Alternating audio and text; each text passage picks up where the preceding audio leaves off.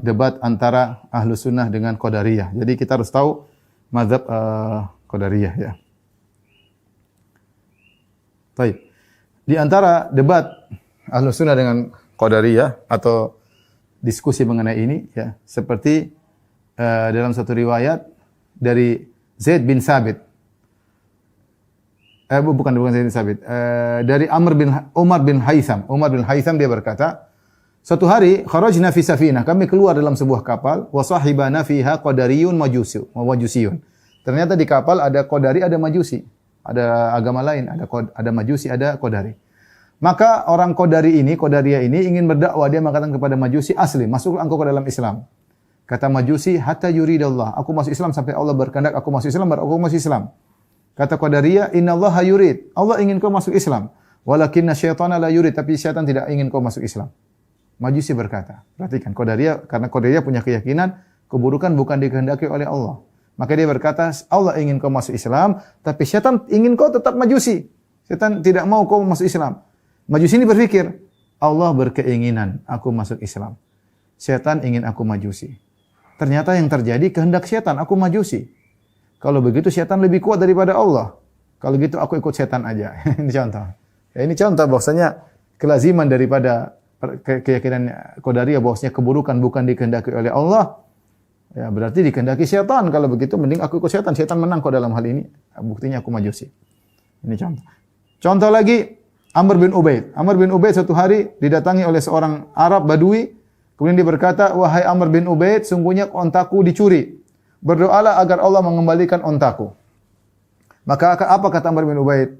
"Wahai ya Allah, Allahumma inna naqata hadzal faqir suriqat." Ya Allah, sungguhnya ontanya orang miskin ini tercuri dan kau tidak ingin tercuri. Seakan-akan terjadi kecurian bukan kehendak Allah. Kita Ahlus Sunnah meyakini semua terjadi kehendak Allah, baik dan buruk. Tapi lihat Amr bin Ubaid berkata, "Ya Allah, sungguhnya orang ini ontanya tercuri dan kau tidak ingin tercuri. Kembalikanlah ontanya kepadanya." Maka Arab Badui ini berkata, "Ya kalau begitu percuma, ontaku tidak akan kembali dan aku putus asa." Kenapa? Kata Amr bin Ubaid, tokoh Mu'tazilah, tokoh Qadariyah. Sebagaimana Allah tidak ingin ontaku dicuri, ternyata tercuri. Sebagaimana perkataanmu, demikian juga bisa jadi Allah ingin kembali, ternyata tidak kembali. Kalau gitu percuma. Percuma ya.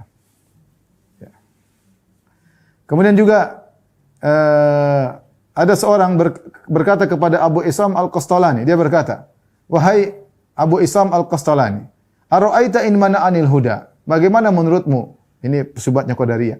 Kalau Allah menghalangi hidayah dariku, wa auradani dhalal, kemudian Allah menjerumuskan aku dalam kesesatan. Tsumma adzabani. Kemudian Allah mengazabku, Allah menghalangi dari hidayah, Allah masukkan aku dalam kesesatan, kemudian Allah azab aku, apakah Allah adil? Ayakunu munsifan?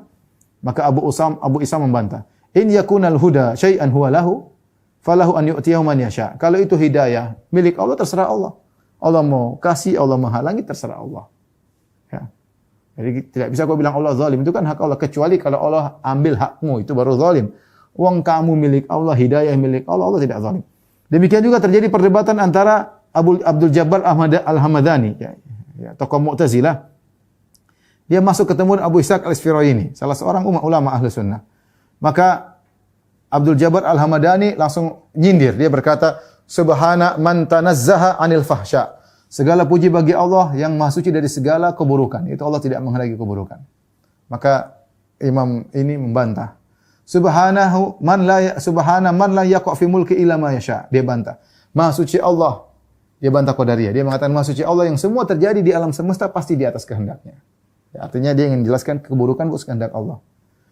Kemudian Mu'tazili berkata, "Ayasya'u rabbuna an yu'sa?" Wahai ahlu sunnah, apakah Allah ingin untuk dimaksiati? Artinya menurut mereka Allah tidak mungkin menghendaki keburukan. Apakah keburukan? Apakah Allah ingin dia dimaksiati?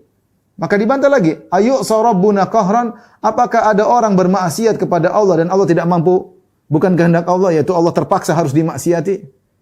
Ya, jawabannya kan tidak, Allah tidak terpaksa. Memang Allah berkehendak dia bermaksiat. Orang Mu'tazili berkata lagi, "Ara'aita in mana'anil huda wa qadha alayya birrada, ahsana ilayya am asa?" Bagaimana menurutmu kalau Allah mencegah hidayah dariku dan Allah memutuskan aku untuk masuk neraka? Apakah Allah berbuat baik kepadaku? Maka Ahlus Sunnah menjawab, "In mana'aka ma huwa laka faqad asa." Kalau Allah menghalangi darimu apa yang itu milikmu, Allah halangi, Allah berbuat buruk. Tapi kalau Allah menghalangi darimu yang itu milik Allah, hidayah kan milik Allah. Allah mau kasih siapa terserah Allah, maka Allah tidak zalim ya.